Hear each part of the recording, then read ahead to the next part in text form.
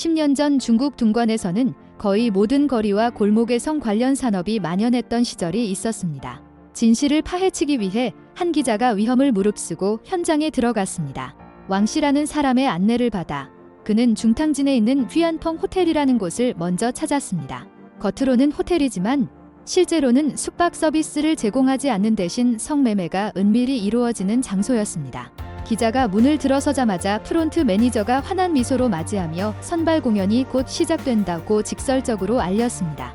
잠시 후 로비에는 수십 명의 젊은 여성들이 번호표를 달고 등장해 유혹적인 자세를 취했습니다. 알고 보니 번호는 가격을 의미했고 돈만 내면 원하는 여성을 데리고 뒤층으로 갈 수 있었습니다. 위층의 방들은 숙소가 아닌 오직 성매매를 위한 공간이었습니다. 이후 기자는 여러 호텔, 사우나, 노래방을 추가로 방문했지만 거의 비슷한 패턴이 반복되고 있음을 발견했습니다. 젊은 여성들이 번호표를 달고 명시된 가격에 따라 고객이 마음에 드는 상대를 고르면 데려갈 수 있었습니다. 4성, 5성급 호텔에서도 같은 현상이 발견되었습니다. 기자가 조사 가장 자주 들은 단어는 서비스였습니다. 펑강에 있는 러시아오야오 클럽에서 그는 비로소 소위 서비스라는 것이 무엇인지 보여주는 완전한 목록을 목격했는데 불만족스러우면 항소도 제기할 수 있었습니다. 며칠간의 안방 끝에 기자는 결국 신고하기로 결정했습니다. 그러나 놀랍게도 경찰은 끝내 출동하지 않았고 업소들은 여전히 정상 영업 중이었습니다. 어쩔 수 없이 기자는 안방 영상을 중국 중앙방송 CCTV에 넘겼습니다.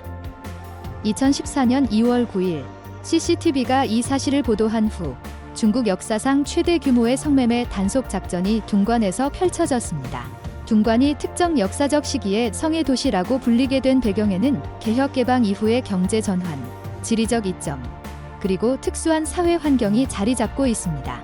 1978년 이전 둥관은 중국의 1936개의 일반적인 농업현 중 하나에 불과했으며 일일 소득이 고작 138원에 불과해 40km 떨어진 홍콩의 일일 소득만 3,700원과 극명한 대비를 이루었다.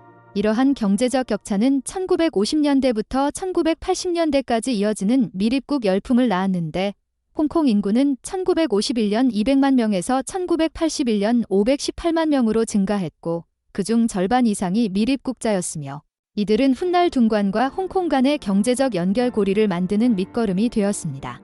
1980년대 개혁 개방 초기 둥관은 광저우, 선전에 인접한 지리적 이점을 활용하여 33개 진과 583개 촌을 통해 인력 우위 전략으로 외국 자본 유치에 나섰으며 시가 직할로 진을 관리하는 특수 행정체계를 구축해 진급의 현급 승인 권한을 부여했습니다. 귀향한 홍콩 사업가, 촌급 구내식당을 개조한 공장, 타 지방에서 온 저임금 노동력, 그리고 외국 자본과 장비가 결합된 둥관 모델들 통해 나이키, 디즈니 등 외국 기업들을 유치했고 30년간 연평균 18%의 GDP 성장률을 기록하며 전 세계 컴퓨터 생산량의 40%를 차지하는 세계의 공장으로 떠올랐습니다. 경제 급성장은 특수 서비스 업종, 성산업도 함께 부추겼습니다. 홍콩 대만 사업자들의 장기 출장으로 인한 유흥 수요, 임대료로 부를 쌓은 현지인들이 호텔과 사우나를 건립한 것, 공장 노동자들의 월급 3,000위안과 호텔업계 1만 위안 이상의 소득 차이로 인해 많은 이들이 서비스 업종으로 전직한 것, 그리고 외국 자본 유치를 유지하기 위해 관련 당국이 성산업에 대해 묵인하는 태도를 보인 것 등이 원인이었습니다. 타이즈 호텔과 같이 426개의 호화 객실을 가진 엔터테인먼트 복합체들이 등장했고 다양한 특색 서비스들이 파생되었습니다.